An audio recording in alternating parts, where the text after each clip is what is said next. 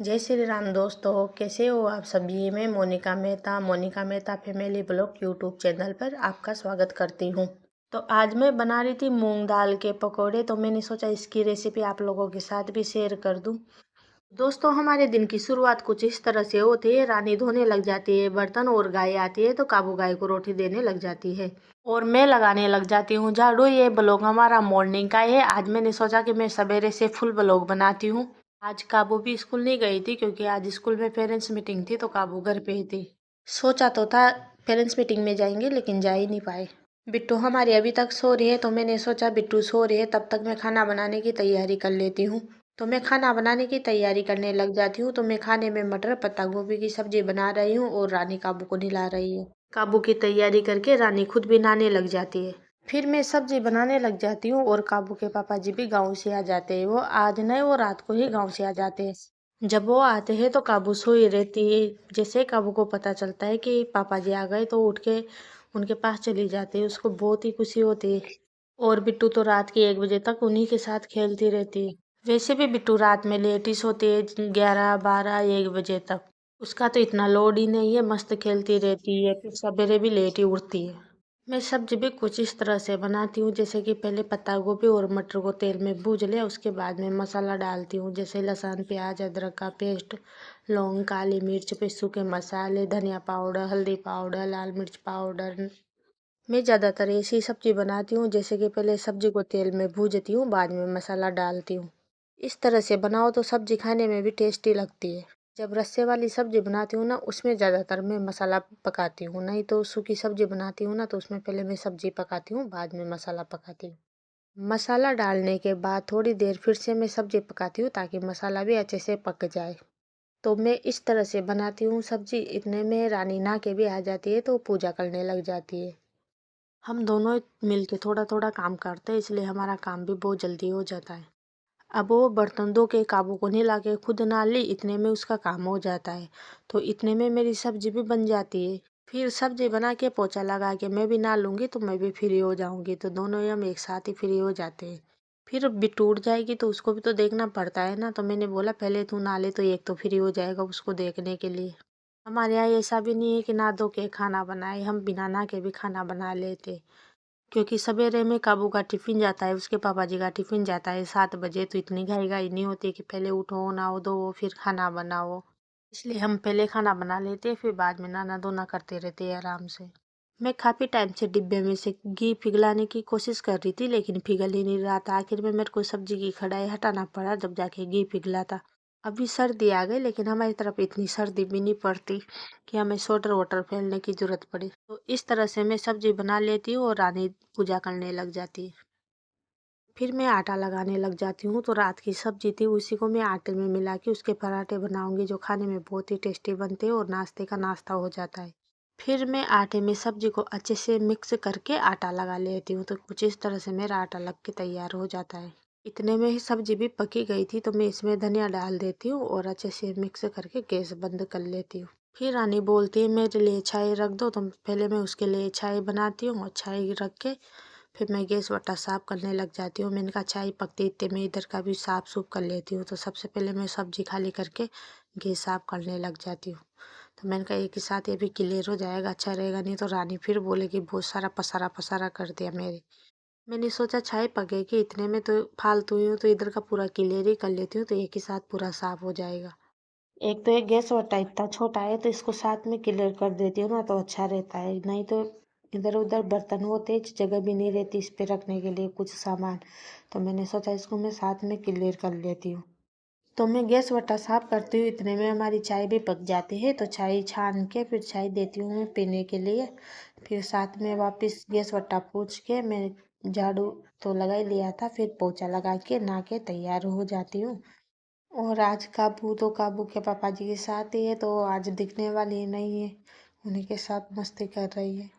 रानी mobile चला रही है और बिट्टू अभी तक सो रही है। तो अभी तक कोई लोड ही नहीं है मेरे को कि बिट्टू उठ जाएगी, वो लेट ही उठती है। तो मैंने सोचा वो उठते ही इतने में मेरे काम हो जाए ना, तो अच्छी बात है। तो मैं इधर का क्लियर करके फिर चली जाती हूँ। ना के फिर मैं नाश्ता बनाने लग जाती हूँ। तो मैंने बताया था ना, मैं वो सब्जी के पराठे बना रही हूँ नाश्ते में। तो पहले मैंने बर्तन भी साफ कर लिए थे तो ज़्यादा काम भी बाकी नहीं रहा। अब नाश्ता बनाना है, फिर नाश्ता करना है, हो गया। फिर पीछे के बर्तन साफ करने हैं। पीछे के मतलब जो नाश्ता करने के बाद जो बर्तन निकलेंगे ना, उनकी बात कर रही हूँ मैं। और वैसे भी वो सब्जी वेस्ट ही जाती है तो मैंने सोचा इसको क्यों ना इसमें मिला के बनाओ तो खाने में भी अच्छा लगता है और सब्जी भी वेस्ट नहीं जाती है, तो दोनों ही काम हो जाते हैं। और ऐसे पराठे काबू को बहुत पसंद आते हैं। काबू को ही नहीं, बड़ों को भी अच्छे लगते हैं पराठे खाने में। कोई ऐसी दिक्कत वाली बात नहीं है कि बनाया तो अच्छा नहीं लगता, लेकिन अच्छा ही लगता है। जैसे चटपटी सब्जी रही ना तो और भी ज़्यादा अच्छा लगता है।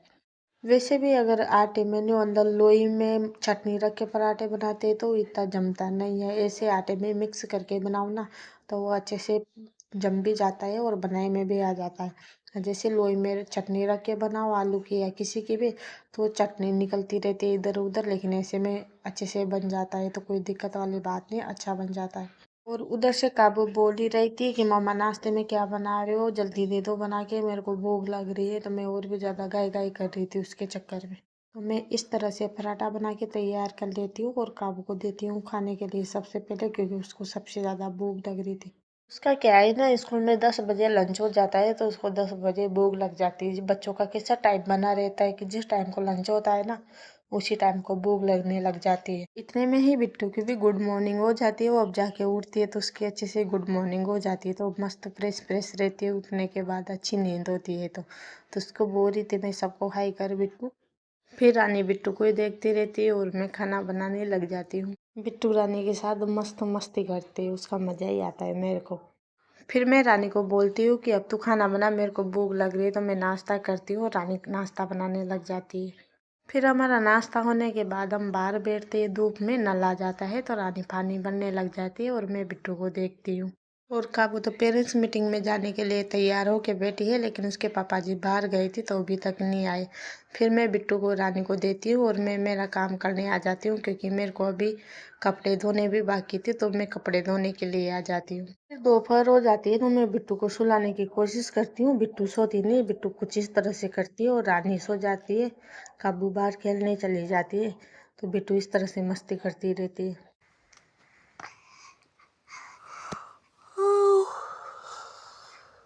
पुलाव।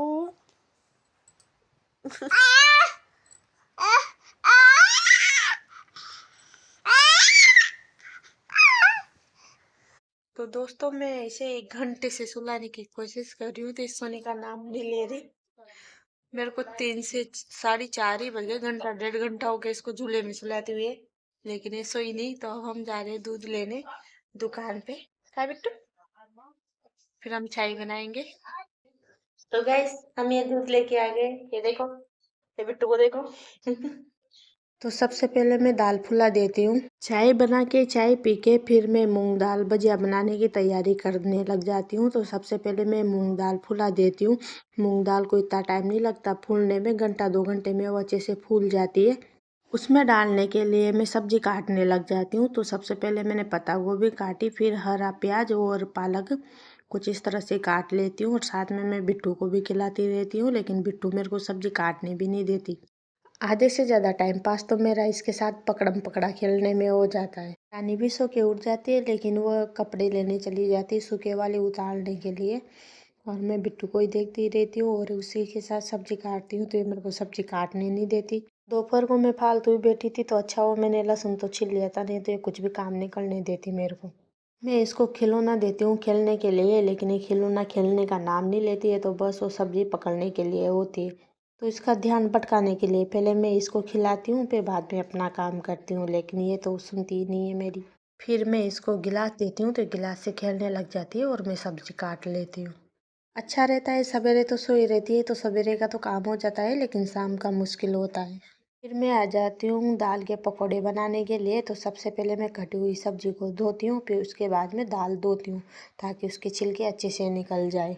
मैं नहीं चाहती थी कि बेसिन में दाल के छिलके जाए, तो उसके पहले मैं उसमें छलनी रख लेती हूँ जाकि ताकि छिलके छिलके छलनी में रह जाए और पानी नीचे चला जाए तो अच्छा रहे ना।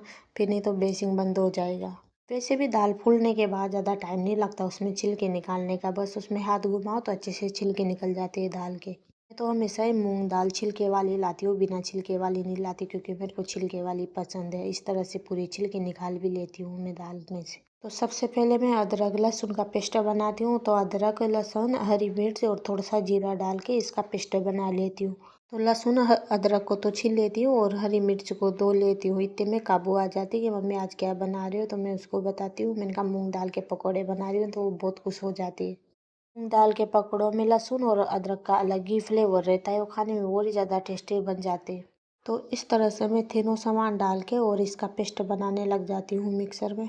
और इस तरह से पेस्ट भी बन के तैयार हो जाता है। हरी मिर्च अपन काट के भी डाल सकते हैं, लेकिन बच्चे खाते हैं ना तो मुंह में आती है तो उनको अच्छा नहीं लगता, इसलिए साथ में पीस लेती हूँ मैं। तो उसमें थोड़ा तीखा भी हो जाता है और उनके मुंह में भी ना आए। तो मैं इधर किचन में काम करने में बिजी थी और उधर रानी काबू को डांस सिखा रही थी।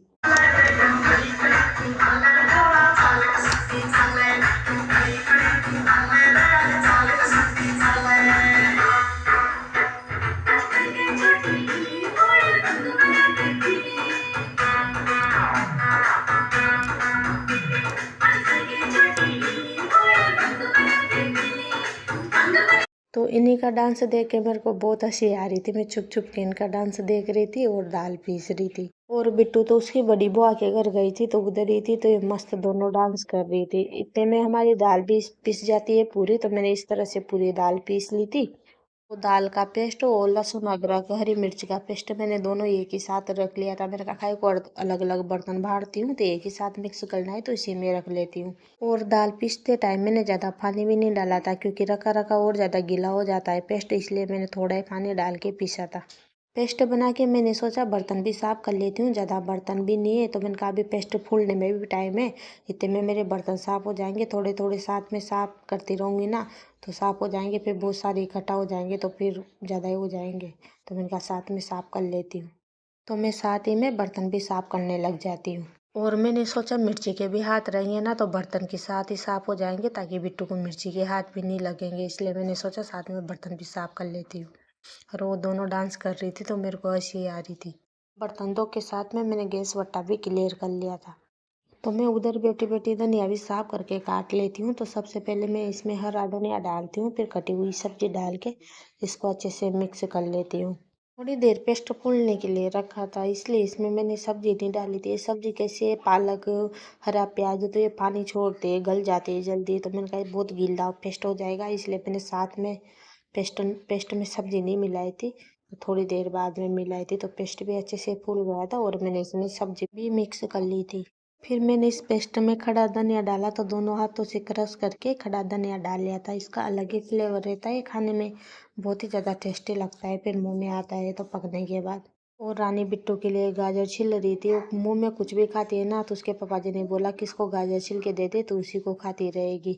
और मैंने फिर इसमें हींग डाली थी, तो ये हींग का बिल्कुल भी सेंट नहीं आ रहा था। तो मैं रानी से बोल रही थी इधर में कैसी हींग मिलती, इसका 1% भी सेंट नहीं आता। तो मैं रानी को बोल रही थी, मैंने कहा इसको सूंघ के देख, हींग की हाथ में भी सेंट नहीं आ रही। मैंने जबकि इसको हाथ से डाला था उसके बावजूद भी। तो रानी बोल रही थी कि अब की बार गाँव जाओगे ना तो गाँव से लेके आ जाना। फिर मैं इसमें अजवाइन डालने लगी थी। तो मैंने इसमें खड़ा धनिया और हींग अजवाइन डाली। और नमक बनाते टाइम के डालूंगी, क्योंकि नमक डालते फिर पेस्ट गीला हो जाएगा तो पानी छोड़ने लग जाएगा। और काबू रानी को बुलाने आ गई थी कि पापा जी बुला रहे, अभी तक गाजर नहीं छिली क्या तेरी। तो वो फिर बुआ को लेके चली जाती है। फिर मैं कढ़ाई में तेल गरम होने के लिए रखती हूँ और थोड़ी सी मिर्ची क्रश कर लेती हूँ हरी वाली, क्योंकि वो पेस्ट से तीखी नहीं होगी। तो उसमें पहले मैंने सोचा काबू के लिए निकाल के फिर इसमें से कटी वाली मिर्ची डाल दूंगी। तो उधर से रानी बोलती है कि मेरे लिए मिर्ची भी फ्राई करना, तो मैं पहले खड़ी वाली मिर्ची में कट लगा लेती हूँ उसके लिए फ्राई करने के लिए। फिर पेस्ट में थोड़ा सा धनिया पाउडर डालती हूँ और स्वाद अनुसार नमक डालती हूँ। डिब्बे में थोड़ा सा कि नमक रहता है, नमक खत्म हो जाता है तो पहले मैं रानी को बुलाती हूँ तो नमक काट के देती है, फिर से थोड़ा नमक डालती हूँ, क्योंकि पहले जो मैंने नमक डाला था वो कम था। तो फिर अच्छे से मिक्स कर लेती हूँ नमक डाल के। तो मैं पेस्ट को मिक्स ही करती रहती हूँ। इतने में इसके पापा जी आ जाते हैं तो मेरे से पूछते तूने इसमें क्या क्या डाला था। तो मेरे को बताना पड़ता है कि मैंने इसमें ये डाला था। और रानी डिब्बे में नमक भर के नीचे बैठी बैठी मुरमुरा खा रही थी, तो वो अब जाके देख ली थी। रानी और उसके भैया दोनों किचन में खड़े रहते हैं। फिर काबू आवाज़ मारती है कि बुआ बिट्टू रोने लगी। तो रानी बिट्टू को देखने चली जाती है और इसके पापा जी इधर ही खड़े रहते हैं। फिर काबू, रानी और उसके भैया मिलके तीनों मिलके बिट्टू को पलंग पे बिठा देते और आसपास तकिया लगा देते। तो मैं उनको बोल रही थी ऐसे मत बिठाओ, वो गिर जाएगी। वैसे भी वो एक जगह बैठती नहीं, उचकती रहती है, तो मेरे को लगा वो गिर ही जाएगी। इतने में तेल गरम हो जाता है तो सबसे पहले मैं मिर्ची फोड़ने लग जाती हूँ, मतलब मिर्ची फ्राई करने लग जाती हूँ। तो पहले मैं इस तरह से मिर्ची फ्राई कर लेती हूँ, फिर बाद में मंगोड़ी सेकने लग जाती हूँ। काबू के पापा जी इधर ही खड़े रहते हैं, वो मेरे से बोलते हैं कि बिट्टू रो रही है, जा तो बिट्टू को देख ले, मैं सेक देता हूँ। मैंने उनसे बोला, मैंने कहा मेरा हाथ हो ही गया है तो मैं डाल देती हूँ, आप फ्राई कर लेना। तो इस तरह से मैंने पकौड़ी डाल दी थी और फिर काबू के पापा जी सेकने लग गए थे और मैं हाथ धो के बिट्टू को देखने के लिए जा रही थी। पहले मैंने अच्छे से हाथ धोए, फिर साबुन से हाथ धोए ताकि मिर्ची ना लगे बिट्टू को। मैं तो फिर बिट्टू को सुलाने चले गई थी और काबू के पापा जी मूंग दाल के पकौड़े सेकने लग गए थे। मैंने चटनी नहीं बनाई थी तो ये साथ ही में टमाटर की चटनी भी बनाने लग गए थे, तो टमाटर भूज रहे थे एक साइड पे। मैंने सोचा जब ये पकोड़े बना रहे हैं तो गरम गरम क्यों ना मैं ही खा लेती हूँ। तो सबसे पहले काबू हम दोनों खाने लग गए थे, फिर रानी भी हमारे साथ ही आ गई थी, तो हम तीनों गरम गरम पकोड़े खा रहे थे। दोस्तों ये खाने में बहुत ही ज़्यादा टेस्टी बने थे। तो दोस्तों वीडियो पसंद आई हो तो लाइक करना, चैनल को सब्सक्राइब करना और शेयर करना। फिर काबू के पापा जी खाने लग गए थे तो मैं सेकने लग गई थी। तो पहले तो मैंने पूरे पकोड़े निकाले, उसके बाद में मैंने आटा लगा के मैंने कहा 2-4 साथ में पूरी सेक लेती हूँ, क्योंकि आज हमने रोटी नहीं बनाई थी। दोस्तों इस तरह से आज मैंने मूंग दाल के पकोड़े बनाए और इस तरह से आज हमारा दिन बीता है। तो मिलते हैं नेक्स्ट ब्लॉग में। वीडियो पसंद आए हो तो लाइक करना, चैनल को सब्सक्राइब करना और इस ब्लॉग को मैं यहाँ पर ही समाप्त करती हूँ।